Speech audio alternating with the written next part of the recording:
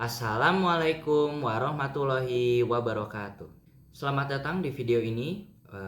Sebelumnya, tujuan kami membuat video ini adalah untuk menyelesaikan tugas yang diberikan kepada kami oleh guru kami, Bapak Andan.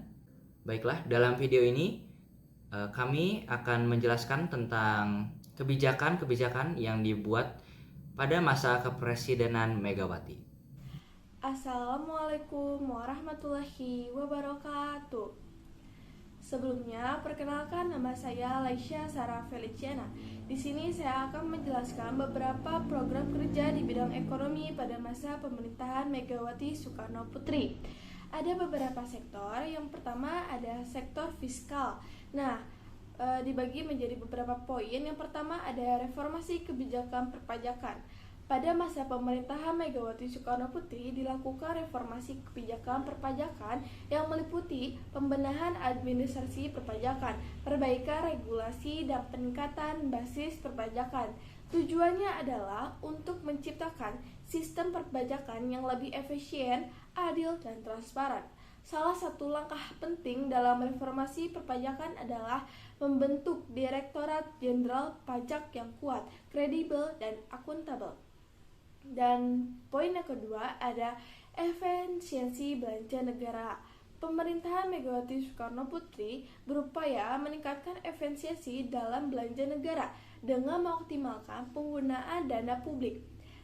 Langkah-langkah yang dilakukan antara lain adalah melakukan pemangkasan anggaran yang tidak efektif, mengurangi pemborosan, dan meningkatkan akuntabilitas dalam pengelolaan keuangan negara.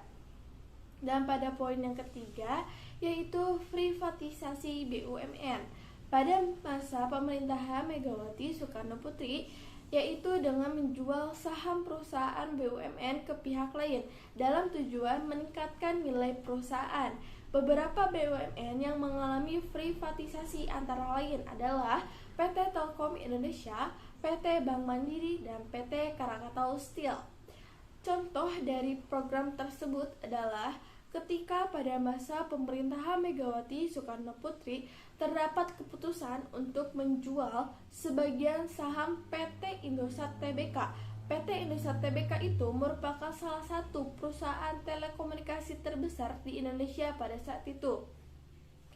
Kemudian pada tahun 2002, pemerintahan Indonesia melalui PT Telekomunikasi Indonesia Tbk atau Telkom menjual 41,94% saham Indosat kepada Singapore Technologies Telemedia atau biasa disebut sebagai ST Telemedia dengan nilai transaksi sebesar 650 juta US dollar.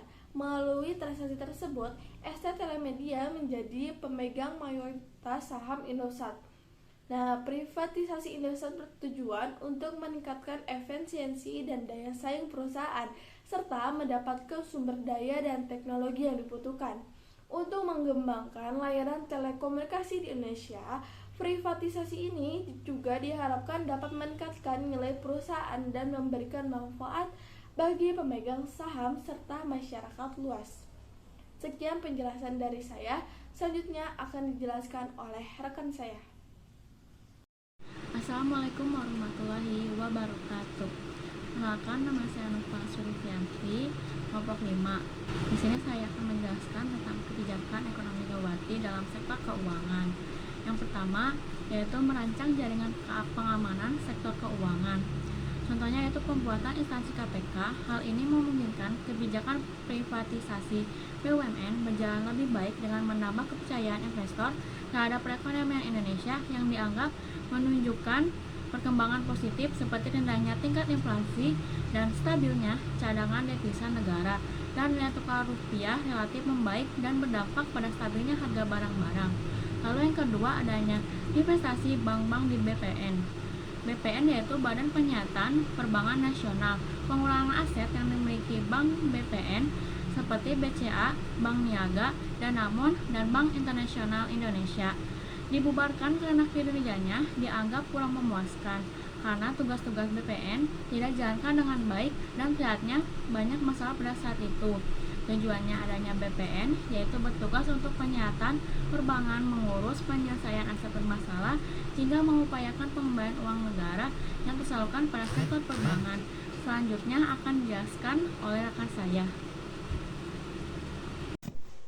Assalamualaikum warahmatullahi wabarakatuh. Perkenalkan, nama saya Muhammad Azkia. Di sini saya akan melanjutkan presentasi dari rekan saya tentang sektor keuangan. Ada beberapa poin dari sektor keuangan, yaitu merancang jaringan pengaman sektor keuangan, dispensasi bank-bank di BPPN, memperkuat struktur governance bank negara, dan restrukturisasi sektor pasar modal asuransi dan dana pensiun. Di sini saya akan menjelaskan tentang memperkuat struktur governance bank negara. Sebagai suatu konsensus yang dicapai oleh pemerintah, warga negara, dan sektor swasta bagi penyelenggaraan pemerintahan dalam suatu negara. Ada beberapa poin penting dalam kebijakan tersebut. Terdapat 3 pilar governance, yaitu pemerintahan, sektor swasta, dan masyarakat. Penerapan good corporate governance telah menjadi isu sentral dalam mendukung pemulihan serta pertumbuhan perekonomian. Seiring dengan pertumbuhan dan perkembangan ekonomi global, perusahaan dituntut untuk dapat mengimbanginya, maka diperlukan adanya sistem pengelolaan serta pengendalian manajerial yang tepat pada perusahaan. Dengan adanya tata kelola perusahaan yang baik, diharapkan dapat memberikan kontribusi positif baik pihak internal maupun eksternal perusahaan. Bertujuan untuk mengetahui sejauh mana penerapan prinsip good corporate governance pada PT Bank Negara Indonesia. Bertujuan untuk mengetahui penerapan prinsip-prinsip good corporate governance yang telah diterapkan pada PT Bank Negara Indonesia. Penelitian ini juga bertujuan untuk menganalisis kendala-kendala yang dihadapi dalam penerapan good corporate governance pada PT Bank Negara Indonesia, bahwa secara umum penerapan prinsip-prinsip good corporate governance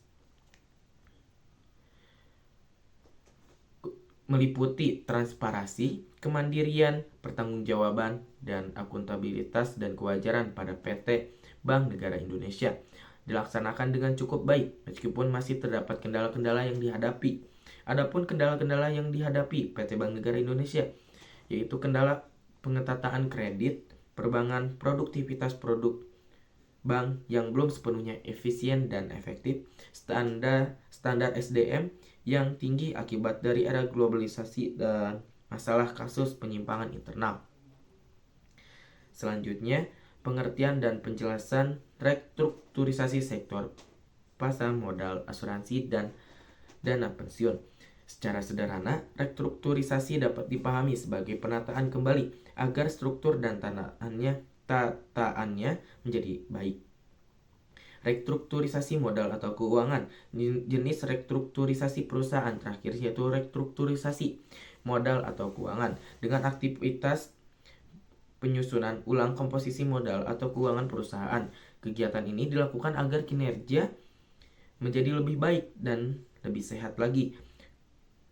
Restrukturisasi sektor pada asuransi. Penyelesaian masalah di industri asuransi melalui pelaksanaan restrukturisasi sejati diatur melalui Undang-Undang 40 Nomor 2014 tentang perasuransian. Tak hanya itu juga terdapat peraturan Otoritas Jasa Keuangan POJK 71 Nomor 2016 tentang kesehatan keuangan perusahaan asuransi dan perusahaan reasuransi yang menjadi aturan teknis dan pelaksanaan program restrukturisasi.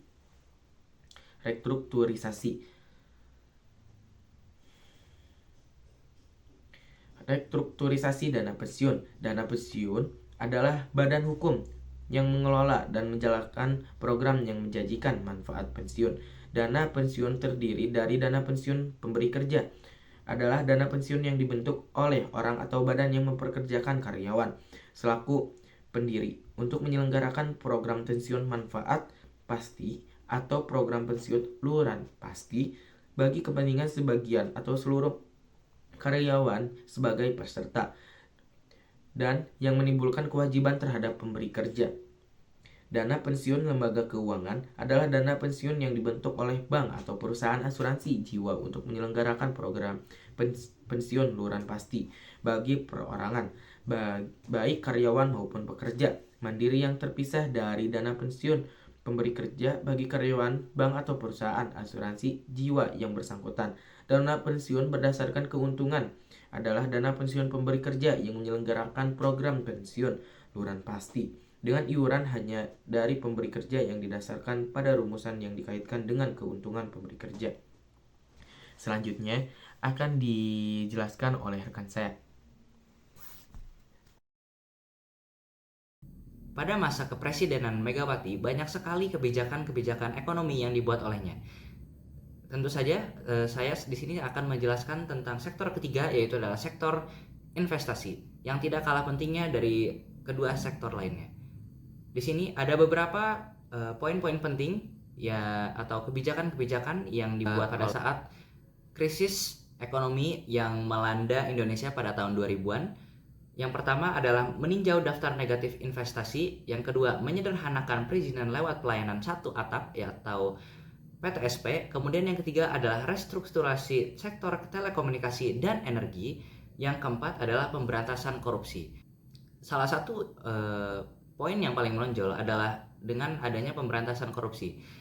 Pada zaman itu, Ibu Megawati membuat instansi atau organisasi baru yang disebut dengan KPK, Komisi Pemberantasan Korupsi. Ada beberapa poin mengapa instansi ini dibuat adalah yang pertama itu dikarenakan untuk menghilangkan yang namanya korupsi dari Indonesia. Tentu saja Indonesia sangat terkenal pada saat itu dengan KKN-nya, dan pembuatan KPK ini adalah salah satu cara untuk menanggulangi korupsi tersebut. Yang kedua adalah dengan adanya badan hukum ini atau KPK, ini juga menambah kepercayaan para investor yang akan membeli perusahaan-perusahaan BUMN yang telah diprivatisasi oleh Ibu Megawati pada saat itu. Kemudian ada kebijakan yang ditempuh untuk mengatasi persoalan-persoalan ekonomi. Pada saat itu juga adalah yang paling mengesankan juga itu meminta penundaan pembayaran utang sebesar 5,8 miliar US dollar pada pertemuan Paris Club ketiga dan mengalokasikan pembayaran utang luar negeri sebesar 116,3 triliun rupiah.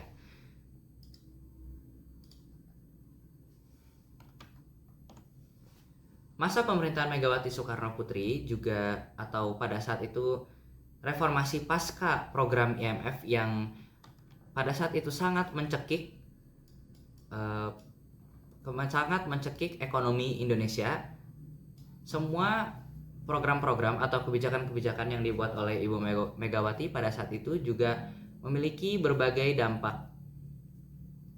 Yang pertama adalah kurs rupiah per US dollar itu menurun dari 9.800 ke 9.100, pertumbuhan ekonomi yang membaik, kemudian IHSG meningkat. IHSG adalah harga saham yang pada saat itu dari 459 menjadi 852. Hal ini